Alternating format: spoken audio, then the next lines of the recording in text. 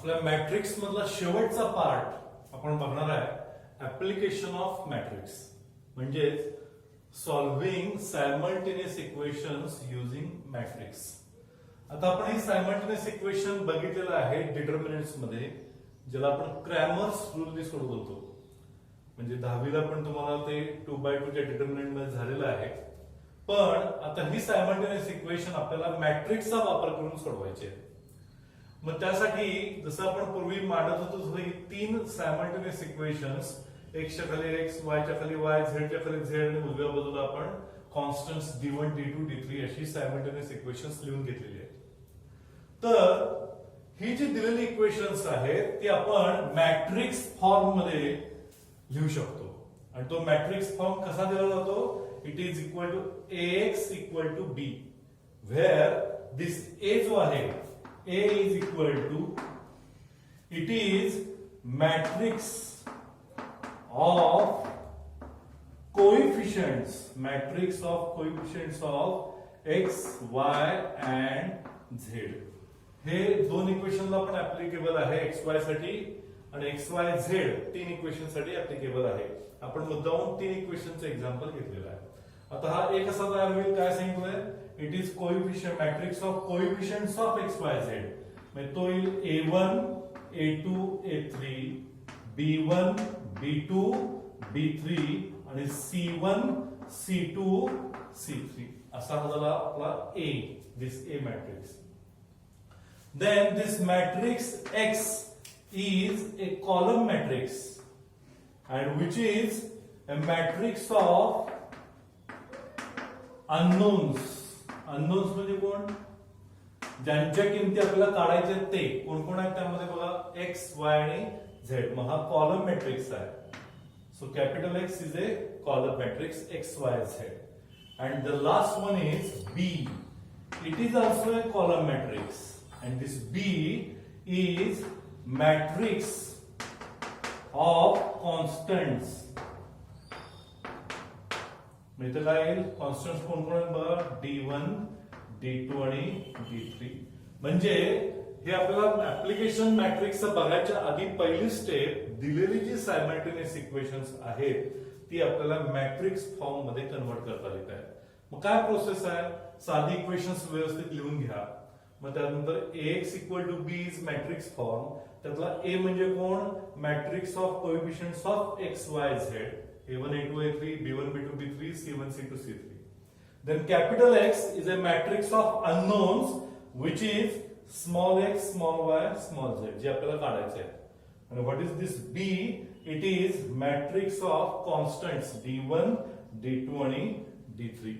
आता ह्याचा वापर आपण करून ह्या मॅट्रिक्स इक्वेशनच्या आधारे ह्या एक्स वाय झेड च्या किमती कशा काढायच्या, सायमल्टेनियस इक्वेशन्स कशी सोडवायची, त्याच्या 2 मेथड्स आहेत. आणि त्या ज्या 2 मेथड्स आहेत त्यातली पहिली आहे मेथड ऑफ इन्व्हर्शन आणि दुसरी मेथड आहे मेथड ऑफ रिडक्शन. अशा या 2 मेथड्स आपण आता बघूया. आपण मगाशी सांगितल्याप्रमाणे हे सायमल्टेनियस इक्वेशन सोडवण्यासाठी ज्या 2 मेथड्स आहेत त्या आपण बघतोय शॉर्ट मध्ये, एकदम सोप्या आहेत. आपला झालेलाच अभ्यास फक्त इथं वापरायचा आहे.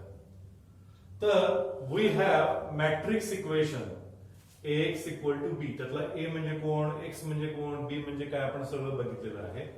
पहिली मेथड आहे मेथड ऑफ इन्व्हर्शन, दुसरी मेथड आहे मेथड ऑफ रिडक्शन. या दोन्ही मेथड मध्ये आपण हे ax इक्वल टू b म्हणजे हे दिलेली इक्वेशन्स आपण मॅट्रिक्स फॉर्म मध्ये लिहून घेतलेली आहेत. आता आपण पहिली मेथड बघूया, मेथड ऑफ इन्व्हर्शन. या मेथड ऑफ इन्व्हर्शन मध्ये नावातच काय आहे, इन्व्हर्स.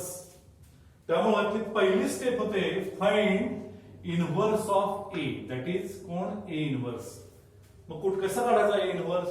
तुमच्याकडे 3 मेथड्स आहेत. कुठल्या कुठल्या? बाय रो ट्रान्सफॉर्मेशन आहे, बाय कॉलम ट्रान्सफॉर्मेशन आहे, बाय ऍडजेसंट मेथड आहे. अशा 3 मेथडवरचे आपले प्रॉब्लेम्स 2.5 मध्ये झालेले आहेत. मग ह्या 3 पैकी कुठलीही मेथड वापरा.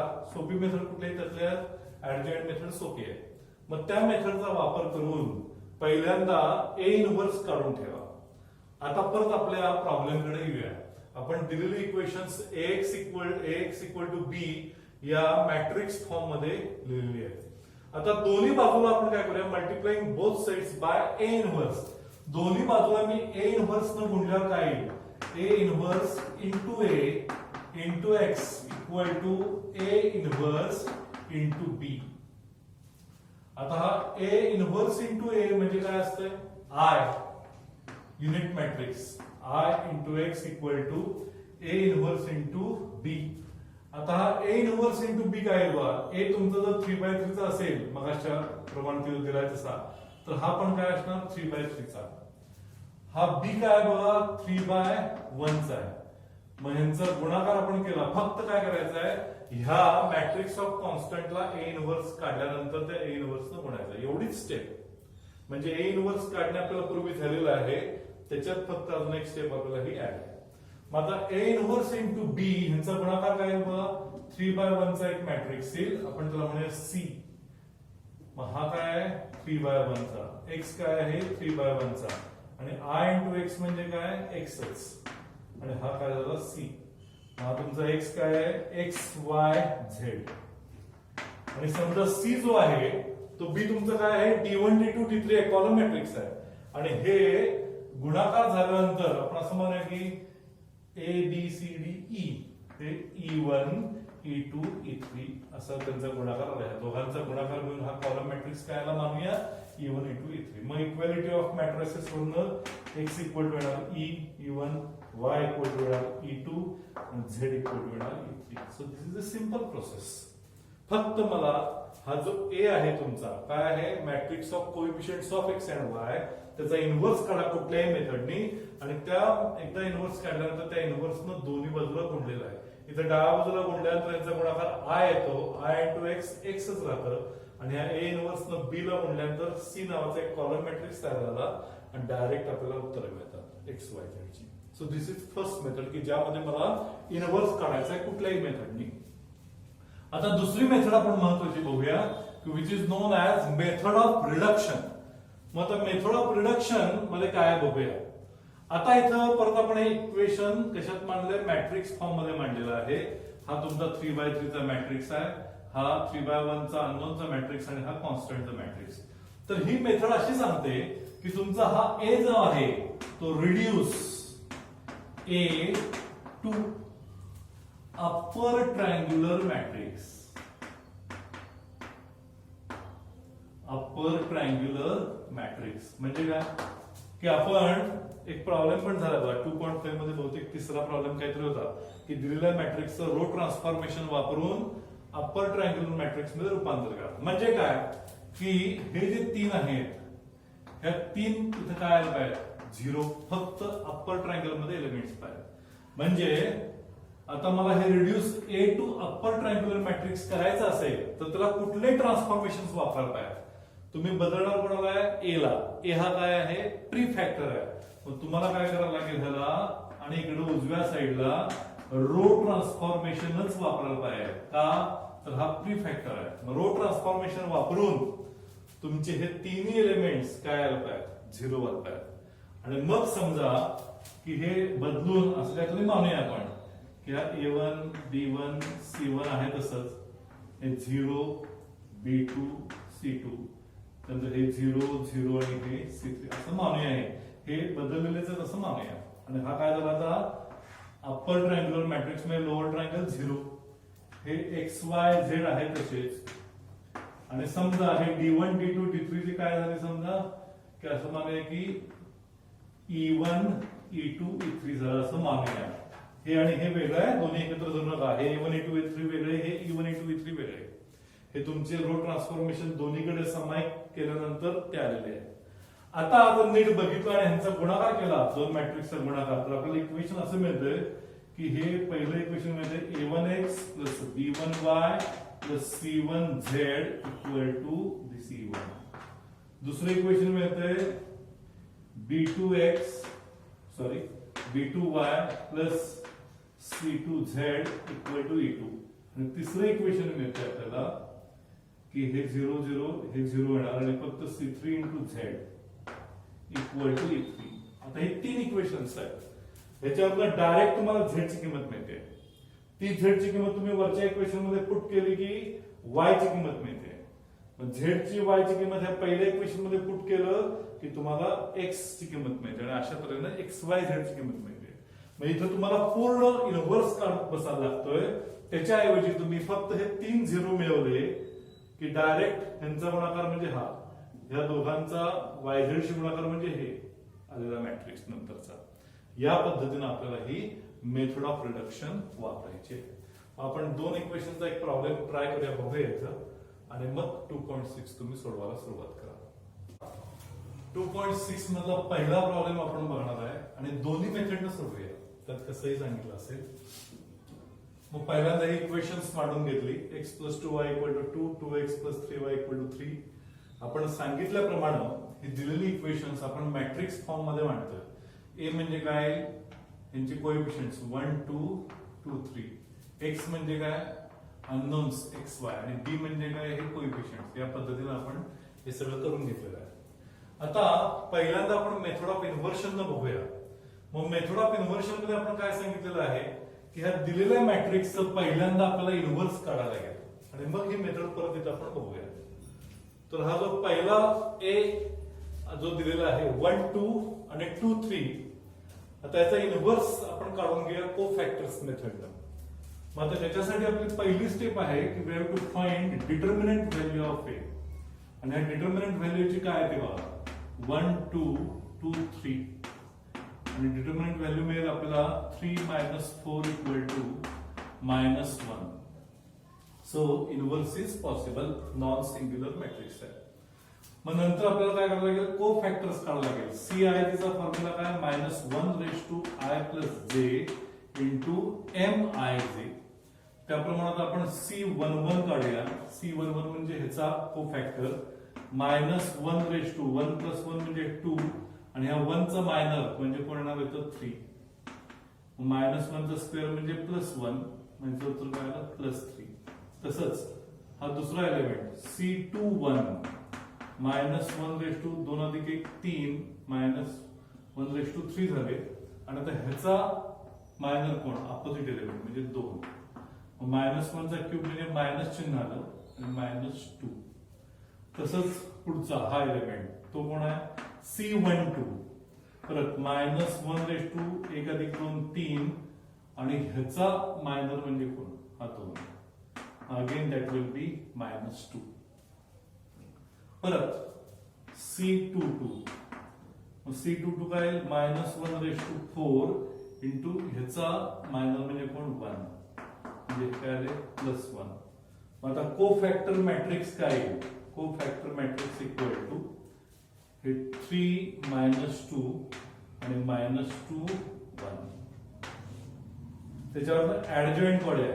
ऍडजॉइंट म्हणजे काय असतो, ऍडजॉइंट इक्वल टू हा CIJ चा ट्रान्सपोज. तो काय बघा, याचा ट्रान्सपोज म्हणजे 3 - 2 आणि हे काय -2 1. आणि मग A इन्व्हर्सचा फॉर्म्युला काय, A inverse equal to 1 determinant A × adjoint A equal to 1 -1 × 3 - 2 -2 1. आणि मग मी इथं लिहितो हा A इन्व्हर्स आपल्याला काय मिळेल पहा, इथं घेऊ काय तर A इन्व्हर्स इक्वल टू आतली -1 ना फक्त चिन्ह बदलते, -3 2 आणि 2 -1. हा आपला इन्व्हर्स आला. इथं मी काढून लिहितो बघा, A इन्व्हर्स आपण काढल्यानंतर उत्तर आलं इन्व्हर्सचं -3 2 आणि 2 -1. आता हा जो इन्व्हर्स काढल्यानंतर पुढचा पार्ट इकडे परत सुरू झाला. काय सांगितलंय तो आपण की दोन्ही बाजूला A इन्व्हर्स न गुणूया. A इन्व्हर्स न गुणल्यानंतर काय शिल्लक राहिलं, I × x = A inverse × B. मग x इक्वल टू काय आलं, A इन्व्हर्स × B. आता ह्याच्या किमती होत्या, A इन्व्हर्स आपण आता काढलेला आहे -3 2 आणि 2 -1, आणि B काय आहे आपला 2 3. आता ह्यांचा गुणाकार, दोन मॅट्रिक्सचा गुणाकार म्हणजे पहिल्या मॅट्रिक्स मधील रो ने दुसऱ्या मॅट्रिक्स मधल्या कॉलमला गुणायचा आहे. काय बघा, ते x आणि y इक्वल टू, आणि इकडे काय काय -3 × 2 -6 आणि 2 × 3 + 6 2 गुणिले 2 4 वजा 1 गुणिले 3 वजा 3 म्हणजे हे काय मिळालं बघा 6 वजा 6 अधिक 6 0 4 वजा 3 1 मग x आणि y इक्वल टू काय आलं हे 0 आणि 1 कंपेअरिंग इक्वल मॅट्रिक्स काय मिळेल आपल्याला x इक्वल टू 0 आणि y equal to 1 so these are the values. So this is our first method of inversion.